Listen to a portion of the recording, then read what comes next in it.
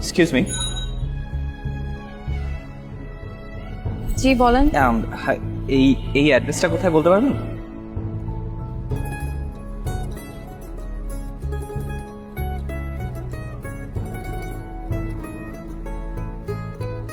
এই অ্যাড্রেস আপনার কি দরকার? আমার একটা বিয়ের দাওয়াত আছে, না আমার বেস্ট ফ্রেন্ডের বিয়ে। ওরকম কোনো অনুষ্ঠান করছে না, বললো যে দেখতে গিয়ে বিয়ে হবে। তো আমার 5টার মধ্যে যাওয়ার কথা। এই অ্যাড্রেসে গিয়ে আপনার কোনো কাজ নেই, আজ বিয়েটা হচ্ছে না। ধরেন। কেন? কারণ কনে বিয়ে থেকে পালিয়েছে, তার বিয়েতে মত নেই। আপনি কিভাবে জানলেন? কি আশ্চর্য, আপনার আমাকে দেখে কি মনে হচ্ছে? আপনাকে দেখে মনে হচ্ছে আপনি কোনো বিয়ে থেকে। ও, আপনার সাথেই আমার বন্ধুর বিয়ে হওয়ার কথা ছিল। আচ্ছা আচ্ছা, ইন্টারেস্টিং। আসলে ভালোই হলো, মানে আমার চেম্বারে একটা কাজ আছে, বিয়েটা হলে আজকে কাজটা হতো না। থ্যাংক ইউ আপনাকে। অদ্ভুত মানুষ তো আপনি। আমি বিয়ে থেকে পালিয়েছি, আপনি অবাক হচ্ছেন না? অবাক হওয়ার কি আছে? আপনার বিয়েতে মত নিয়ে আপনি পালাবেন, এটাই তো স্বাভাবিক, তাই না? আমি বিয়ে থেকে 3বার পালিয়েছি। একবার তো আমার বিয়ে হয়েই যাচ্ছিল, কাজী সাহেব বললেন বাবা বলো কবুল। আমি বললাম যে 1 মিনিট, একটু বাথরুম থেকে আসছি।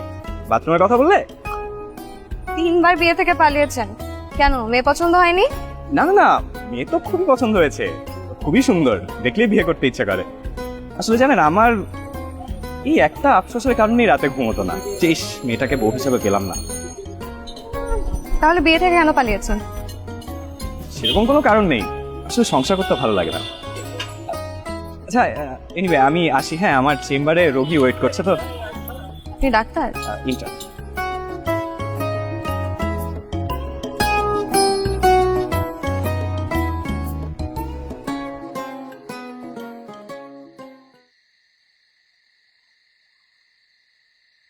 মা, খিদে লেগেছে, কিছু খেতে দাও তো।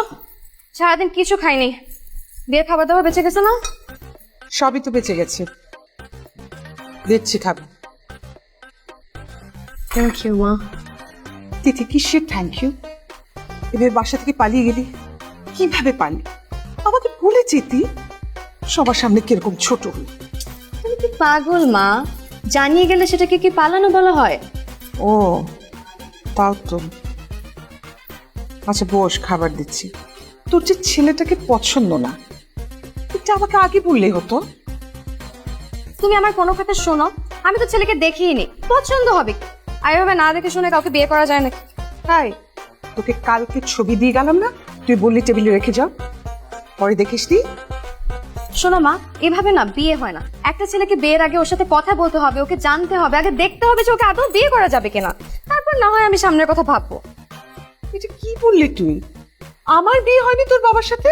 তোর বাবার মুখ দেখেছি আমি বিয়ের রাতে। তোমাকে যে আমি কতবার বলেছি যে তোমাদের সময় আর আমাদের সময় এক না, তুমি তো আমার কোনো কথা বুঝোই না। আচ্ছা শোনো, এখন অনেক কথা হয়েছে, আমার অনেক খিদে লেগেছে, তাতে আমাকে কিছু খেতে দাও তো। যাও না। দিচ্ছি।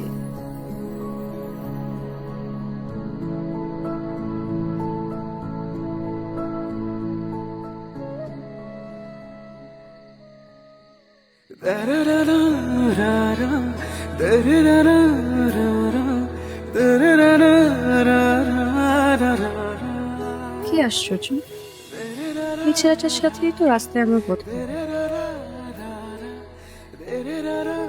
সেটা আমাদের মিথ্যা বলবে কেন যে আজ তার বিয়ে ছিল?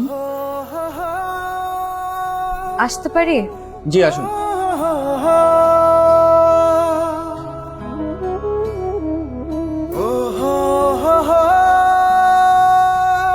বলুন কি সমস্যা আপনার? ঠিক, কালকে আমার আপনার সাথে বিয়ে হওয়ার কথা ছিল, আপনি আমাকে মিথ্যা বললেন কেন? আপনার সাথে কথা বলতে ইচ্ছে হচ্ছিল, তাই একটা অজুহাত বানিয়ে নিলাম আর কি। আর আমি যে বিয়ে থেকে পালিয়েছি, আপনার আমার উপর রাগ হয়নি? রাগ কেন হবে? আপনার বিয়ে করতে ইচ্ছে হচ্ছিল না, সাহস করে পালিয়ে গেছেন, এটাই তো ভালো। উল্টা নিজের ইচ্ছার বিরুদ্ধে বিয়ে হলে সেটা খারাপ হতো। আর 3বার যে আপনি বিয়ে থেকে পালিয়েছেন, এটাও মিথ্যে কথা। জি, আপনি আমার লাইফে একমাত্র মেয়ে যার সাথে আমার বিয়ে হওয়ার কথা ছিল। আসলে আমার মা একটু অন্যরকম, একটু পাগল পাগল আর কি। কখন যে কি করে বসে কিছু বুঝে উঠতে পারিনি। আমাকে কিছু জানায় আমাদের জানেন কিন্তু আমার বিয়েটা ঠিক করে ফেলেছে। এখন আমি তো আপনাকে কখনো দেখিনি, কথা হয়নি, জানো আমি এই জন্য কি করবো ভেবে উঠতে না পেরে বিয়ে থেকে পাচ্ছি। I completely understand. চেনেন না জানেন না যাকে তাকে বিয়ে করা যায় নাকি? সেটাই। আচ্ছা আজকে আসছি। আবার আসবেন কিন্তু, মানে এমনি এমনি না, অসুস্থ হলে তবেই আসবে। আপনাকে ডিসকাউন্ট দেবো আমি। হাজার হোক এই হলেও হতে পারতেন আমার একমাত্র বিবাহিত বউ। আজকে আসে।